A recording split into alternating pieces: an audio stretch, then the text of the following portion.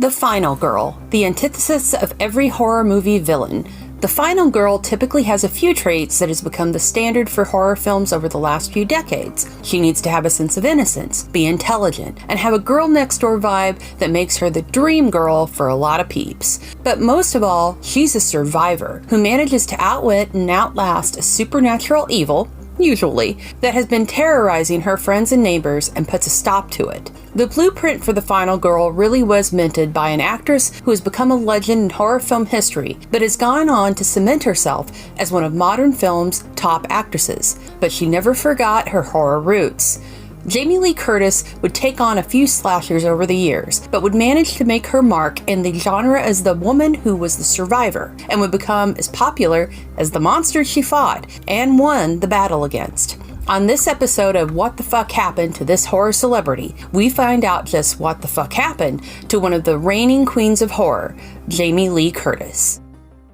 Jamie Lee Curtis was born on November 22, 1958, in California to Hollywood royalty. Her parents were Janet Leigh and Tony Curtis. Lee would become a legend in horror in her own right with her iconic role in Psycho as Marion Crane, whose death in a shower would make fans and viewers alike switch to baths for a while. She'd also star in Night of the Lepus. Yes, the giant killer bunny movie. Curtis's relationship with her mother was close, but when Jamie was 4 years old, her parents divorced. Tony Curtis didn't have much to do with his children after this, and would actually cut out all of his children from his will. It was revealed when he passed away in 2010. He and Jamie did come together throughout his life to help with charity work they both supported. They were fairly close when he passed away, and Jamie made a statement about how much he would be greatly missed and was loved by his family. Jamie Lee Curtis was going to school for law when she decided instead to follow in her famous parents' footsteps and become an actor. She began working in the mid to late 70s on a number of TV series.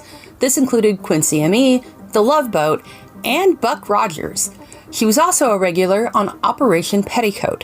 One interesting role of note was when she was in an episode of the Hardy Boys' Nancy Drew Mysteries and starred opposite another soon-to-be horror icon in the guise of Robert Englund in the episode Mystery of the Fallen Angels. It was in 1978 that Jamie Lee Curtis would be cast in the film that would cement her in film history, and specifically in the bloody hearts of horror fans the world over. The low-budget horror film was a collaboration of young filmmakers who had no idea just what they were about to unleash on the world, and would have Southern California stand in for a small Midwestern town in Illinois that's name would forever be associated with a night of terror. The town was Haddonfield, and the film was, of course, Halloween. Jamie would play the smart, girl-next-door heroine of the film, Laurie Strode, who was babysitting on a Halloween night that would change her life forever. The movie starts years earlier with the brutal murder of Judith Myers on Halloween. We soon discover that the killer is none other than her younger brother, Michael. Michael is placed in a psychiatric facility, which he escapes from to terrorize the citizens of Haddonfield, pursued by his psychiatrist, Dr. Loomis, who has realized that Michael is no longer really human, but is simply now a force of evil that may be unable to be stopped. Producer Deborah Hill knew who Jamie was and cast her in part due to the fact her mother was an icon thanks to Psycho. That's one heck of a flex for an indie horror film to make. The nods to Psycho would also include the name Sam Loomis, Marion Crane's boyfriend in Psycho, and now the name of Michael Myers, psychologist. The movie would have a budget of $300,000, and $20,000 of that went to the salary of Donald Pleasance. The next best-known actor other than Pleasance would be P.J. Soles, who had starred in Carrie 2 years prior. Jamie would make around $8,000 for her work on the film, but it was an opportunity to show the world just what she could do. Halloween was filmed in the summer in California, and so Tommy Lee Wallace painted up a bunch of leaves to be thrown around and then collected back up to be used again in scenes to represent fall. The film would be shot in only 20 days, and Carpenter would finish the entire score for the movie in just 3. Halloween went on to become a massive hit and is now considered one of the best horror films of all time. The movie celebrates its 45th anniversary this year, and a convention in Pasadena, California was just held celebrating this fact, with fans flying in all the way from South Korea and Australia just to celebrate it. Jamie would continue working with Carpenter and Hill in another classic horror film, The Fog, in 1980. Jamie plays Elizabeth, a hitchhiker who is picked up by the one and only Tom Atkins, playing Nick Castle, a nod to the actor Nick Castle, who played Michael Myers. Nick lets Elizabeth know he's weird, and the two end up in bed together because he's Tom Atkins. The characters in The Fog have a number of familiar names, like Tommy Wallace and Dan O'Bannon. The coroner is even named Dr. Phibes. The film focuses on the return of vengeful ghosts to Antonio Bay, a town with a dark secret at its heart. Over the course of the 100-year anniversary of the town being established, the ghosts of a crew that were aboard the Elizabeth Dane take their revenge.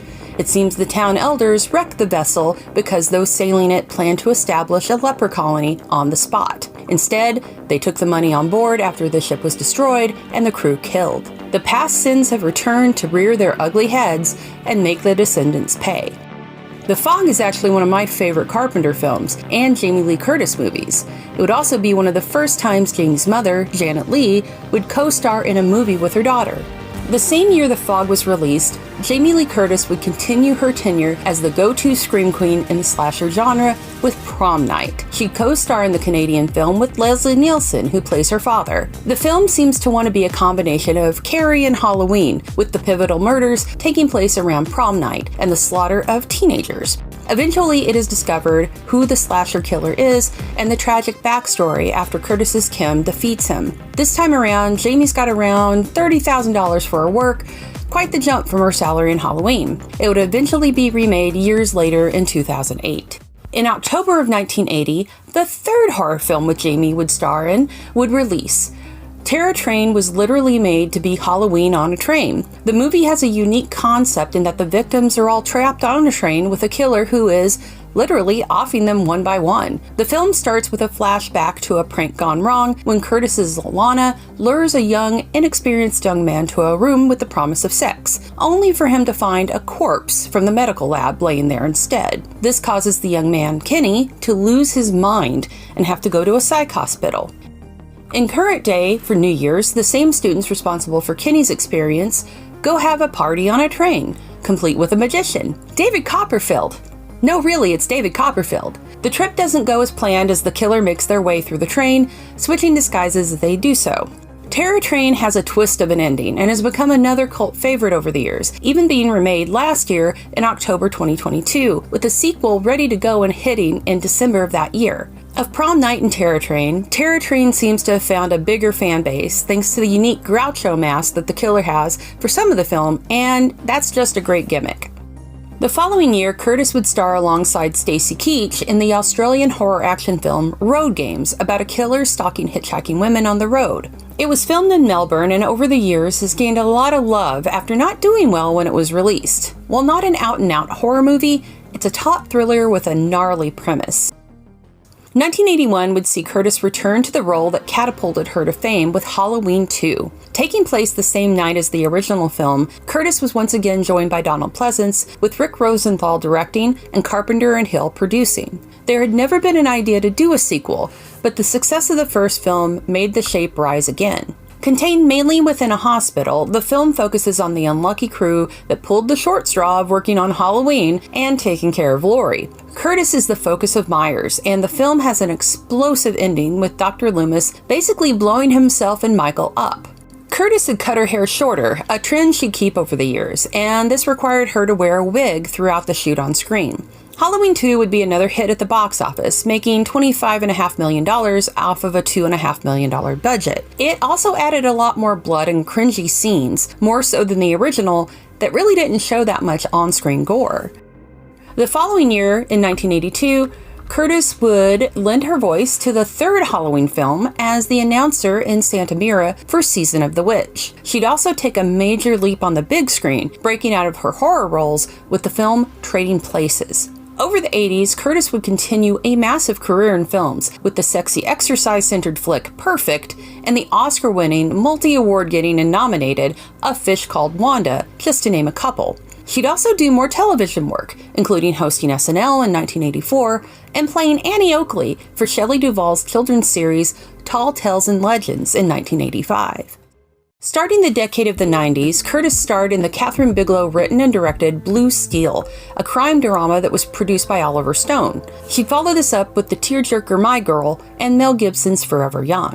In 1993, she took a turn as the mother from hell in Mother's Boys, playing a villainous and murderous manipulating mama. Try saying that 5 times fast. 1994 saw her return to the sequel to My Girl 2. That same year, Jamie showed the world she still had it and would never lose it in the mega blockbuster Arnold Schwarzenegger action film True Lies. In 1997, she rejoined the crew from A Fish Called Wanda with the semi-sequel Fierce Creatures. 1998, Curtis would once again come back to the role of Laurie Strode in Halloween H2O 20 years later. The sequel shows Laurie as a teacher and a bit of an alcoholic with a son. Michael returns using that snazzy skill of being able to drive he learned at some point, driving from Illinois to California to find Laurie and to finish it. The film would co-star Josh Hartnett and Adam Arkin, as well as LL Cool J, Joseph Gordon-Levitt, and Michelle Williams. It would also be the second horror film for Curtis to share it with a screen with her mother Janet Leigh, as well as Lee's car from Psycho. H2O would have that iconic moment of Curtis screaming out, and would be another hit at the box office, with fans being rabid to see Laurie face down Michael again. It raked in $75 million on a $17 million budget. In 1999, Curtis would star in the sci-fi horror film Virus opposite Donald Sutherland and Billy Baldwin. The movie tells the story of aliens wanting to turn humans into cyborg zombie-like servants. Sutherland is particularly creepy and unhinged in this. In 2002, Curtis would return, seemingly for the final time, in Halloween Resurrection. Her time in the film is brief, with Laurie in a sanitarium due to having killed the wrong man at the end of H2O, and knowing Michael would eventually find her. This was basically Laurie's swan song, and Curtis very nearly didn't do the film because she didn't want there to be another sequel. But she finally agreed and filmed her scenes where Michael appears to have finally succeeded in killing her. Laurie kisses Michael's mask, and with a final I'll see you in hell, falls to her death. In 2003, Jamie starred opposite Lindsay Lohan in a remake of Freaky Friday, where a mother and daughter swap bodies so each of them can learn the grass isn't always so greener on the other side. The comedy was a hit, raking in nearly $161 million on a $26 million budget. Over the early 2000s, Jamie Lee Curtis was constantly working in a variety of different film genres, but in 2012, she did something she had never done before or has since. She came to a horror convention. Horror Hound Weekend in November of 2012 was considered the night she came home. Curtis stated the event was a one and done, and she signed autographs, took photos, and did a Q&A for fans, some of whom came from all over the world for the opportunity to meet and see her. Every penny Jamie earned on the sales of photos and autographs, which there were many over the weekend, I was there, I saw it, she was a machine, was donated to charity. The event also included a number of celebrities from the Halloween franchise and was filmed for a documentary that was included on the 35th anniversary DVD release of Halloween the following year. In 2015, Curtis continued to embrace her horror roots with the Ryan Murphy series Scream Queens. The show was a black comedy meets slasher, with a number of Murphy's go-to actors, including Billy Lord and Emma Roberts. Jamie played Dean Kathy Munch, head of the college that the sorority at the center of the show is, a slasher stalking the co-eds named the Red Devil. The second season changes venues and introduces another slasher called the Green Meanie. Scream Queens aired on Fox and would see a number of familiar faces over its 2-season run, including John Stamos, Kirstie Alley, Nick Jonas, Ariana Grande, Charisma Carpenter, and Alan Thicke, just to name a few. Jamie Lee Curtis would surprise us all again in 2018 with one of the most glorious returns to happen in the horror genre for a while. David Gordon Green, Jeff Fradley, and Danny McBride came together to write a new trilogy of Halloween films, with Green directing them. This project would do something no other films in the series had done before, which was wipe the slate clean of all the sequels, and would only see the original film's events as canon. Curtis's return as Laurie was not an easy one for the character. Laurie is traumatized by the events that happened in 1978. 40 years later, she's alienated herself from her daughter, is a loner, and a major survivalist. The film is aged appropriately Michael Myers, who escapes from his hospitalization in order to return back home. Halloween, as it was simply titled, would also get rid of the plot that Laurie was Michael's sister. It would show the trauma to the people directly involved with an event like Michael's rampage, but over the course of the trilogy, it would show how it changes families and a community. Green & Company would bring back a number of the original film's characters and actors, including Nick Castle, reprising his role as Michael in certain scenes. In Halloween Kills, the second in the trilogy, Charles Cyphers, Nancy Stevens, and Kyle Richards would also return. Halloween would make nearly $260 million on a release with a budget of 10. It would be produced by Blumhouse and would be distributed by Universal. John Carpenter would return to compose the music with his son Cody and Danny Davis. Halloween Kills would again make a killing. Pun. With nearly $134 million. Halloween Ends would be Laurie's true finale, according to Curtis, and would give the character and Haddonfield closure. The film would be divisive to a number of fans due to the focus switching from Michael to a new character in Corey Cunningham. But as someone pointed out, Ends had Michael Myers on screen for longer than the original Halloween did. The last film in the trilogy, while having the lowest box office of the three, would still make back nearly 3 times its budget, with $105 million. In between the trilogy's films, she would star in another massive hit with a massive cast, Knives Out, a mystery with one of the most dysfunctional families we've seen in a while. The same year that Halloween ended for Curtis, the universe gave her the gift of Everything Everywhere All at Once, a movie that truly defies description other than a multi-dimensional family comedy drama and love story. Really, that's the best I can do. Curtis plays Deidre, an IRS inspector, and her multiversal selves. The film was a surprise hit and garnered massive praise and awards, winning 7 Oscars, and one of those went to Curtis. When Jamie Lee took the stage to get her little gold man, she thanked the genre fans who had supported her over the years, stating, "We just won an Oscar." That year, genre fans truly had a moment of magic shared with them, and it was a thing of beauty. Jamie Lee Curtis is still going strong. This year, she starred as the legendary Disney character Madame Leota, the crystal ball-dwelling spirit who guides us through the haunted mansion. Also this year, Curtis appeared in the hit series The Bear as the matriarch of the Bizzardo clan, Donna. It was in 1984 that she'd see a handsome metalhead in Rolling Stone magazine who was a member of a little band called Spinal Tap. She told Deborah Hill at the time, "I'm going to marry that guy." She in fact did marry Christopher Guest only 5 months later. They have 2 daughters, Annie and Ruby. Ruby, who came out as transgender and has led to Curtis being a staunch LGBTQ ally, got married to her partner Cynthia in a World of Warcraft wedding in 2022 that Jamie officiated. And she did it while wearing WoW cosplay. Ruby's a computer game editor, and gaming is a big deal in the family, which is probably a big thrill when she found out her mom is going to be in the new live-action Borderlands film as Dr. Tannis that's releasing next year and was directed and co-written by Eli Roth. Jamie Lee Curtis is Hollywood royalty, but she embraced her genre roots all the way to the top.